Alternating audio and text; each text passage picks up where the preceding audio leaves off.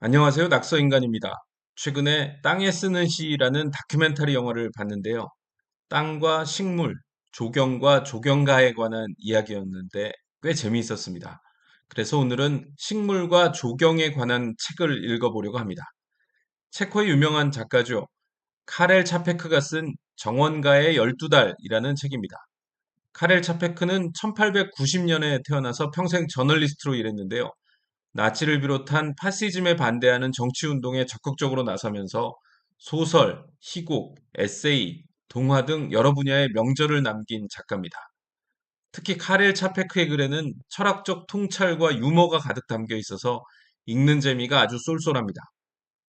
정원가의 12달이라는 책은 카렐 차페크가 프라하에 있는 자기 집의 정원을 형과 함께 가꾸면서 신문에 매달 연재했던 글인데요. 세계 많은 정원가들이 첫손에 꼽는 책으로 알려져 있습니다.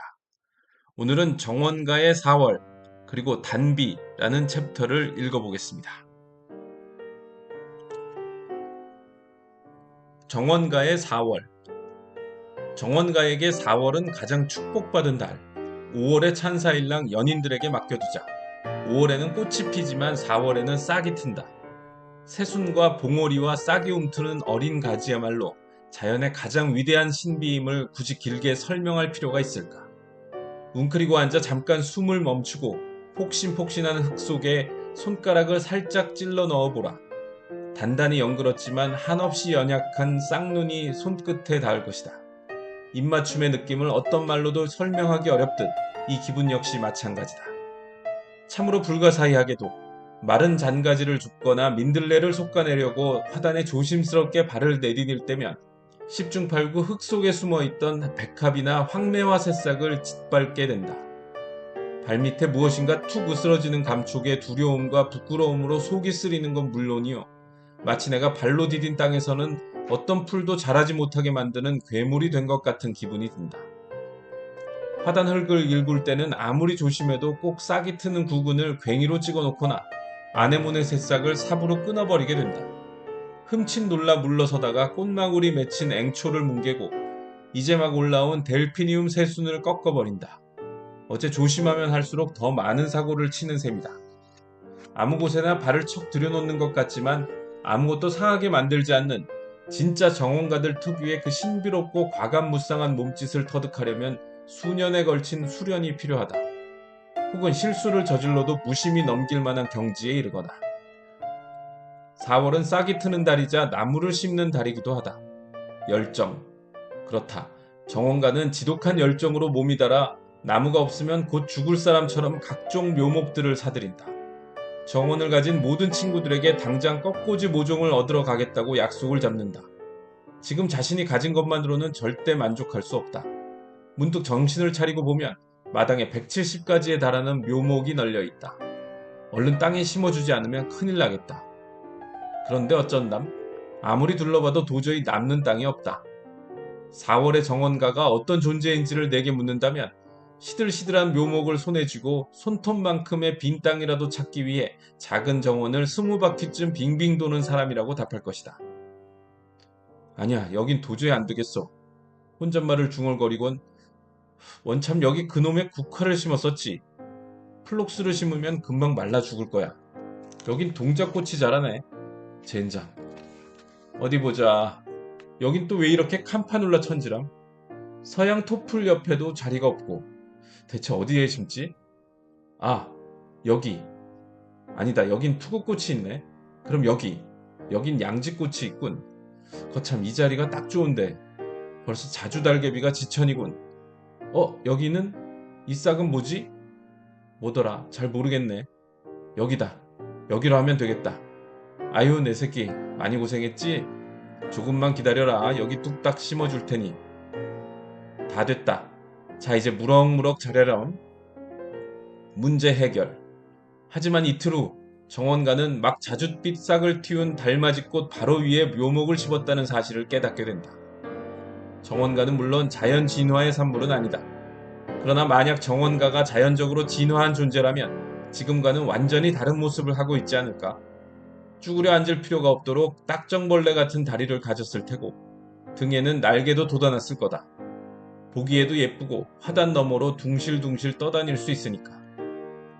발 디딜 자리가 없을 때 사람 다리라는 게 얼마나 재구실을 못하는지 경험해보지 않은 사람은 상상도 못할 것이다. 흙을 가만히 찔러보기 위해 몸을 웅크려 앉노라면 다리가 어찌나 쓸데없이 길게 느껴지는지, 제충국 한물이나 매발톱급 싹을 밟지 않고 화단 이쪽에서 저쪽으로 넘어가야 할 때는 또 왜 이렇게 다리가 짧게 느껴지는지, 몸뚱이를 밧줄에 매달고 화단 위를 날아다닐 수 있다면, 차라리 이 몸이 모자 쓴 머리 하나와 손 4개로만 이루어져 있다면, 그도 아니면 카메라 산발이처럼 팔다리를 줄였다 늘렸다 할 수 있다면. 하지만 정원가의 신체도 다른 인간들의 몸처럼 불완전하게 구성되어 있기 때문에 정원가는 어떻게든 주어진 한계 속에서 고군분투할 수밖에 없다. 러시아 무용수처럼 한쪽 발끝으로 서서 온몸의 균형을 잡고 몸을 띄운다. 4m 정도의 한 걸음에 훌쩍 넘나들고 손바닥만한 공간에 나비나 할미새처럼 사뿐히 발을 딛는다. 모든 것을 피하면서도 어디든 닿으려면 중력의 법칙을 거부하며 완벽한 균형을 유지해야 한다. 그뿐이랴 구경꾼들의 놀림을 사거나 체면 구기는 일이 없도록 보이는 모습에도 신경을 써야 한다. 물론 멀찍이서 언뜻 보이는 건 볼기짝 한 쌍뿐이다. 머리를 포함한 사지는 모두 엉덩이 아래로 잔뜩 웅크리고 있을 테니까. 물어봐줘서 고마워요. 지금 아주 장관이랍니다. 수선화와 히아신스가 만발했거든요. 비올라 코르누타, 옴파로데스, 범의 귀, 꽃다지, 아라비스, 허친시아, 그리고 프림로즈와 스프링 헤더도 피었어요. 내일이나 모레쯤이면 절정에 달할 텐데 와서 보면 입이 떡 벌어질걸요? 물론 정원을 찾은 모든 이들의 눈이 휘둥그레진다. 어머, 이 작은 보라색 꽃 정말 멋지네요. 아마추어 양반의 칭찬에 정원가는 살짝 마음이 상해서 대꾸한다. 이건 페트로칼리스 파이레나이카예요. 정원가는 이름에 몹시 집착하는 경향이 있다. 플라톤식으로 설명하자면 이름이 없는 꽃은 형이상학적 개념이 존재하지 않는 꽃이다. 거기 잇되 진정한 실제성은 결여되어 있다. 이름이 없는 꽃은 곧 잡초요. 라틴어 학명이 있는 꽃은 어떤 식으로든 존엄성을 인정받는다. 만약 당신의 화단에 쐐기풀이 자란다면 우르티카 디오이카라는 팻말을 한번 꽂아보라. 대하는 마음가짐이 바뀔 것이다. 흙도 부드럽게 일어주고 걸음도 뿌려주게 된다. 정원가와 대화할 일이 생기거든 꼭 이런 식으로 질문을 던져라. 이 장미의 이름은 뭔가요? 이건 버미에스터 반텔레예요. 정원가는 굉장히 신이 나서 대답한다. 그리고 저 녀석은 마담 클레어 모르디에르라고 하죠. 이제 그는 당신을 교양 있는 사람이라 여기며 한층 정중하게 대할 것이다. 반면 섣불리 아는 척하는 건 금물이다. 예컨대 이 아라비스 꽃 정말 예쁘네요 라고 말한다면 당장 불호령이 떨어진다. 뭐라고요? 그 아이는 스치에베레키아 봄멜레이아예요. 그게 그거 아닌가 싶겠지만 이름은 중요한 것이니까 우리 정원가들은 좋은 이름에 대해 까다로운 취향을 지녔다. 그런 이유로 정원가들은 아이와 찌르렉이라면 질색을 한다. 그들은 팻말을 뽑거나 마구 뒤섞어버리곤 하기 때문이다. 정원가가 어리둥절해서 혼잣말을 되낸다. 그거 참 이상하네. 이 부름플라워는 꼭 에델바이스 같단 말이야. 이 지역 변종인가 보군. 하지만 부름플라워가 틀림없겠지. 내가 그렇게 팻말을 써뒀으니까. 단비. 꼭 창턱에 제라늄이나 씨어니언 한 포기를 기르지 않더라도 인간은 누구나 내면 깊은 곳에 농부의 품성 한 조각을 지니고 살아가나 보다. 일주일 내내 햇볕만 내리쬐면 만나는 사람마다 하늘을 올려다보며 비가 와야 할 텐데요 하고 걱정을 나누는 걸 보며 다른 도시에서 온 사람이 맞장구 친다. 그러게요. 며칠 전 레트나에 갔는데 날이 너무 가물어서 땅이 쩍쩍 갈라져 있더라고요. 저는 요전날 콜린에 다녀왔거든요. 처음 말을 꺼낸 사람이 되받는다. 거기도 가뭄이 너무 심하더라고요. 한바탕 비가 쏟아져야 할 텐데요. 상대방이 한숨을 내쉰다. 정말 한 사나흘은 시원하게 내렸으면 좋겠어요. 둘 다 고개를 끄덕인다. 그러는 동안에도 햇살은 따갑기만 하다. 프라하 전체가 쿰쿰한 땀내를 풍기기 시작한다. 전차에 탄 사람들의 몸에서 뜨끈하니 김이 뿜어져 오르고 사람들은 점점 퉁명스러워져 간다. 비 올 때가 됐는데 땀 범벅인 몸뚱이 하나가 입을 연다. 그러게 말이야. 또 다른 누군가가 투덜거린다. 적어도 일주일은 와야 농사 짓는 사람들도 걱정을 덜지. 어쩜 이렇게 가물 수가 있담? 더위는 계속 기승을 부린다. 기압이 점차 높아지고 하늘에서는 천둥이 우르렁거리지만 아직 대지와 사람들의 갈증을 달래주지는 않는다. 다시 한번 지평선 끝자락을 따라 천둥이 울려 퍼질 때 마침내 물기를 흠뻑 머금은 바람이 몰려오기 시작한다. 비가 온다. 굵직한 빗줄기가 포장도로 위를 때리고 땅이 막혔던 숨통을 틔우는 소리가 들린다. 빗물이 콸콸 흘러내리며 힘차게 천장을 울리고 창문을 흔들어댄다. 수천 개의 손가락이 빗물 홈통을 건드리고 도랑을 찰방찰방 달려내려가 우릉덩이 속으로 풍덩 뛰어든다. 누군가는 기쁨의 환호성을 내지르고 누군가는 창밖으로 고개를 내밀어 하늘에서 내리는 이슬로 머리를 식힌다. 휘파람을 불고 고함을 지른다. 맨발로 길가에 흐르는 누런 흙탕물 속에 뛰어들어 물장구를 친다. 고마운 단비, 시원한 물줄기의 향연, 영롱한 물방울이여 내 영혼을 적시고 내 마음까지 깨끗이 씻어다오. 숨막히는 더위로 독이 오르고 나태해져 있던 나를 정화해다오.